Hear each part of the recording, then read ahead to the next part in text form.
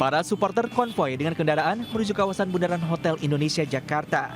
Mereka kemudian merayakan kemenangan Timnas U19 dalam ajang Piala AFF U19. Para supporter yang menyerukan yel-yel kemenangan dan membakar suar untuk mengekspresikan semangat dukungan kepada Timnas. Bahkan beberapa di antaranya nekat menceburkan diri dan berenang di kolam Bundaran HI. Diperkirakan 2.000 orang dari sejumlah wilayah di Jakarta berkumpul untuk merayakan kemenangan Timnas. Arus lalu lintas kendaraan pun sempat macet karena para supporter tumpah ruah ke jalan. Setelah puas meluapkan kebahagiaannya, para supporter membubarkan diri. Sementara sejumlah petugas kepolisian berjaga di lokasi dan mengurai kemacetan. Dari Jakarta, Miftahul Gani, iNews melaporkan.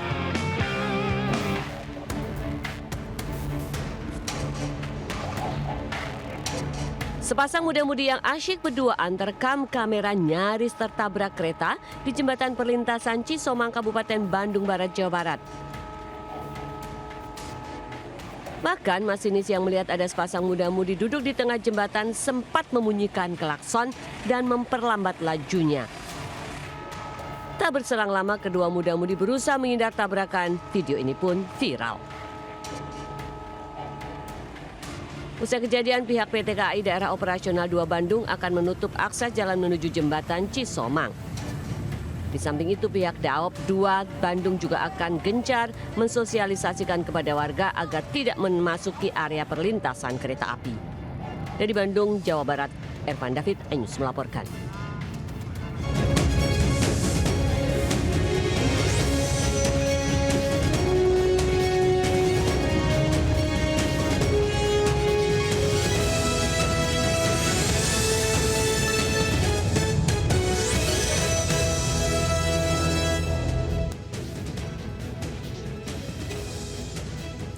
Assalamualaikum warahmatullahi wabarakatuh. Selamat siang pemirsa. Selain berita tadi, sejumlah informasi menarik lainnya juga akan mengisi Lintas iNews Siang hari ini. Bersama saya Deswita Bionda, inilah Lintas iNews Siang selengkapnya.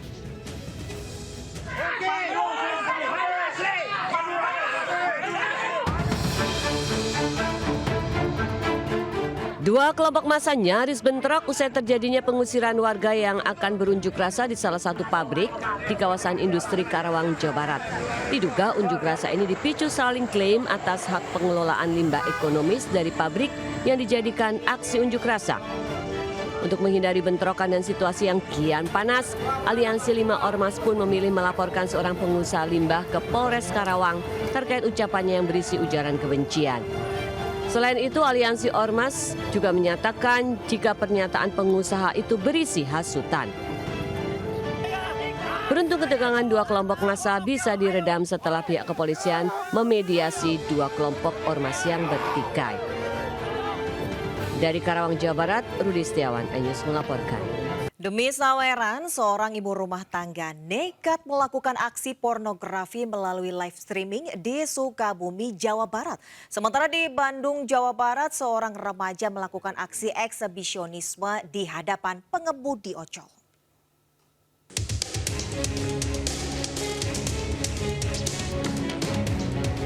Polisi menggelandang FSF, seorang ibu rumah tangga karena nekat membuat siaran langsung atau live streaming porno melalui media sosial di Sukabumi.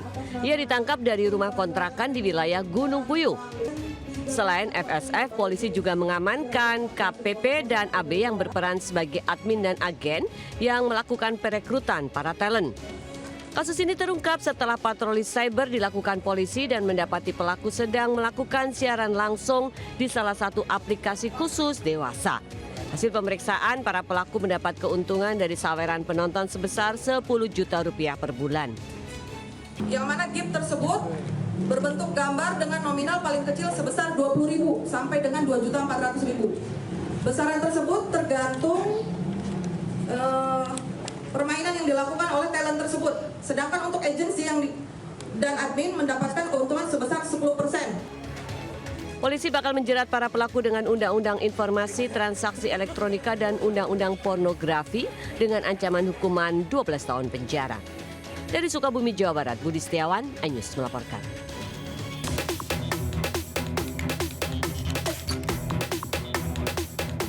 Remaja berinisial RJK, warga desa Cikadut, Kecamatan Cimenyan, Kabupaten Bandung, Jawa Barat, digiring ke Mapolresta Bandung. Tersangka diringkus petugas setelah ada laporan dari seorang pengemudi ojek online. Setiap mengirim pesanan ke rumah tersangka, remaja itu selalu menerimanya tanpa busana dan merekamnya. Foto dan video itu kemudian disebar di akun media sosialnya. Kepada polisi, tersangka mengaku sudah 3 kali melakukan aksi eksibisionisme di hadapan ojek online yang mengantar makanan ke rumahnya. Driver online yang mendapatkan pesanan ini di alamat yang dibahas, maka yang bersangkutan sudah merasa bahwa jangan-jangan pemesan ini juga akan melakukan hal yang sama seperti yang dibahas, diperbincangkan. Tersangka mengaku memiliki kepuasan saat tubuhnya dan alat vitalnya bisa dilihat orang lain. Tersangka juga mengaku pernah melakukan masturbasi di depan umum dan merekamnya. Dari Bandung, Jawa Barat, Sofat Endrawan, iNews melaporkan.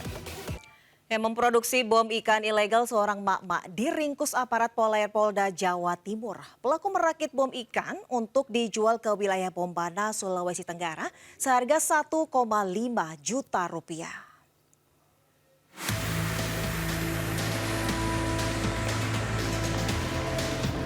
Seorang mak berinisial FR, 45 tahun, warga Kelurahan Ngemplak Rejo, Kota Pasuruan, Jawa Timur, diringkus anggota Ditpolairut Polda Jatim. Pelaku ditangkap lantaran memproduksi bom ikan atau bondet secara ilegal di rumah kontrakannya Kelurahan Wonorejo, Kecamatan Rungkut, Surabaya. Kasus terungkap saat polisi mendapat informasi adanya transaksi bahan peledak di Pasuruan. Dari kontrakan pelaku, polisi mengamankan 14 TNT Block, 3 kg bahan peledak seperti belerang dan potasium klorat, ratusan detonator serta sumbu sepanjang 30 meter. Pelaku merakit bom ikan untuk dikirim ke wilayah Bombana, Sulawesi Tenggara seharga Rp1.500.000 per unit. Diketahui pelaku FR merupakan residivis kasus yang sama bersama suaminya.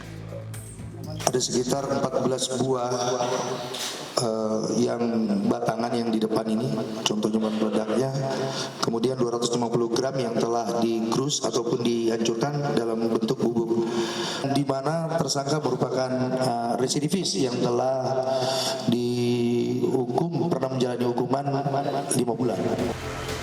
Kini pelaku dijerat pasal tentang kedaruratan dengan ancaman hukuman maksimal 20 tahun penjara. Dari Surabaya, Jawa Timur, Rahmat Ilyasan, iNews melaporkan.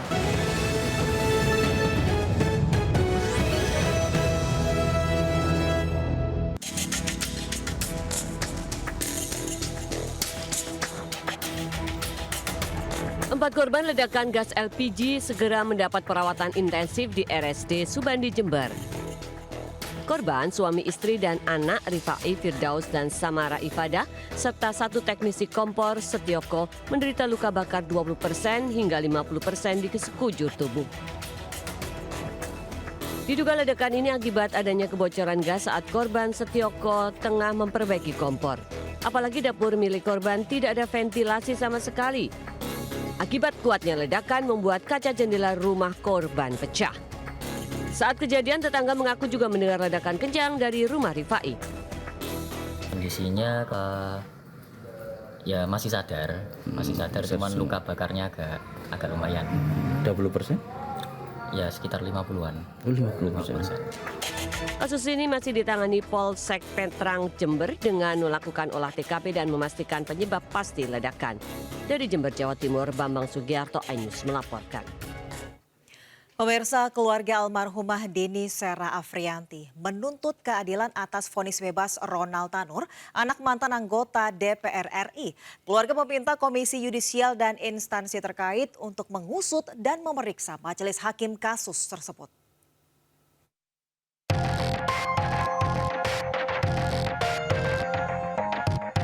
Keluarga almarhumah Deni Sera Afrianti mendatangi Komisi Yudisial atas keputusan Pengadilan Negeri Surabaya yang membebaskan Ronald Tanur, mantan pacar almarhumah. Didampingi anggota DPR RI Rieke Diah Pitaloka, keluarga menuntut keadilan atas putusan bebasnya Ronald Tanur. Keluarga mendesak Komisi Yudisial dan seluruh instansi terkait yang mengawasi kinerja hakim untuk mengusut tuntas kasus yang menewaskan Deni. Kuasa hukum keluarga juga membawa bukti surat dakwaan dan dokumen foto korban dengan luka bekas penganiayaan. Keluarga Deni juga menyangkal pertimbangan hakim yang menyatakan Deni meninggal karena minuman beralkohol. kepada Komisi Yudisial atas 3 majelis hakim yang melakukan pemeriksaan perkara terhadap GRT yang kita tahu bersama sudah diputus bebas.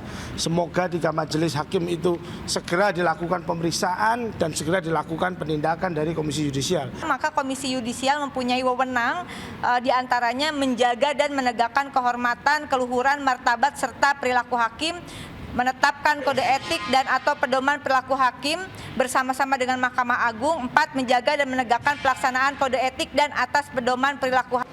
Sebelumnya Ketua Majelis Hakim Erin Tuah Damanik memvonis bebas Ronald Tanur. Meski ada bukti CCTV dan hasil visum, ia menyatakan Didi meninggal bukan karena penganiayaan yang dilakukan Ronald.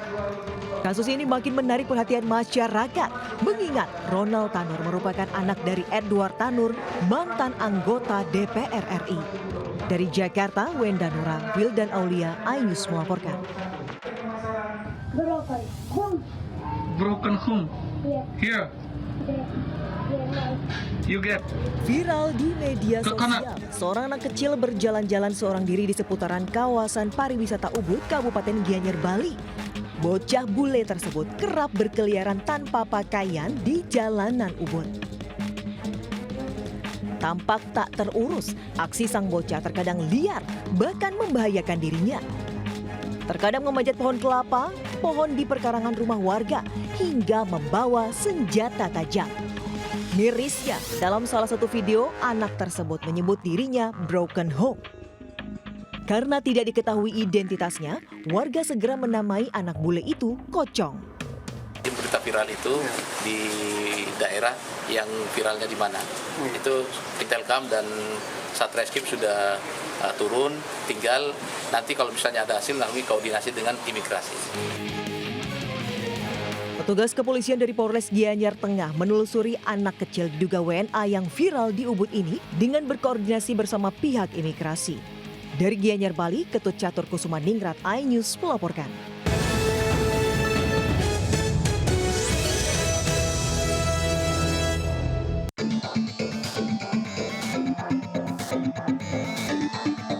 Ratusan orang saling dorong dan berebut uang yang disebar di pantai Serandil, Cilacap.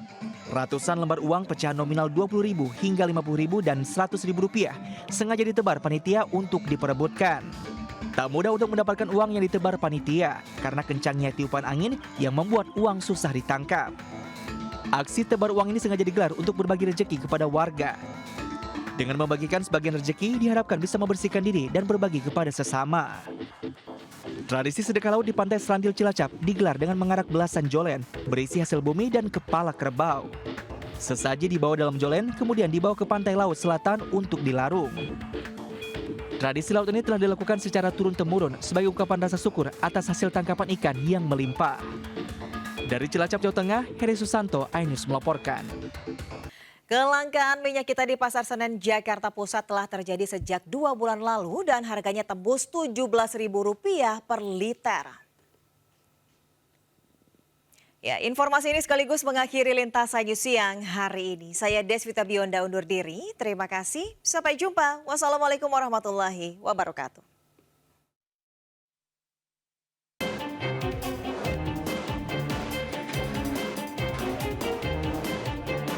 Sejak 2 bulan terakhir, harga minyak kita di pasaran tembus Rp17.000 per liter. Di Pasar Senen, Jakarta Pusat, harga minyak kita yang sebelumnya dijual Rp15.000 per liter, kini naik menjadi Rp17.000 per liter. Kelangkaan stok minyak membuat harganya terus melambung. Pedagang mengaku menjual harga minyak kita di atas harga eceran tertinggi karena mereka mendapat dari agen distributor juga dengan harga tinggi. Sekarang udah 17.000 naik, minyak kita naik ya. Kenaikannya berapa persen tuh, Mas? 2.000 sih ya naiknya. Di Pasar Senen sendiri itu ada kayak kelangkaan? Ada, iya. Kemarin agak sempat langka ini saat bulan ini. Saat ini harga minyak kita kemasan 1 liter dijual pedagang dengan harga Rp17.000.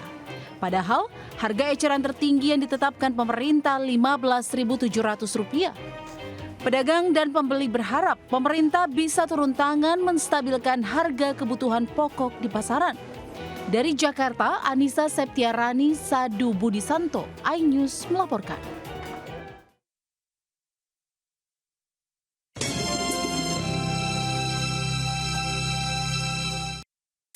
Jakarta.